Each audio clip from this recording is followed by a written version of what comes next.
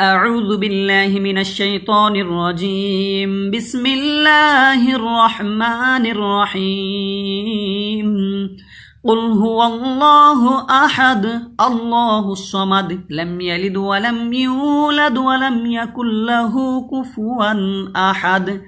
প্রিয় ভাই, এই যে আমি তেলাওয়াত করলাম এটা হচ্ছে সূরা ইখলাস, এটা আপনারা সবাই জানেন।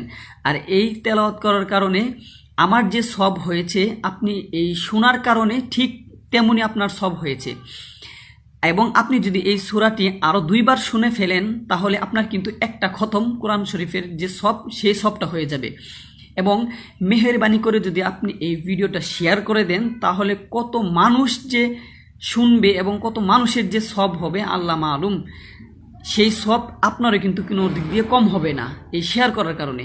মেহেরবানি করে ভিডিওটি শেয়ার করে দিবেন দিনের স্বার্থে এবং সবের স্বার্থে।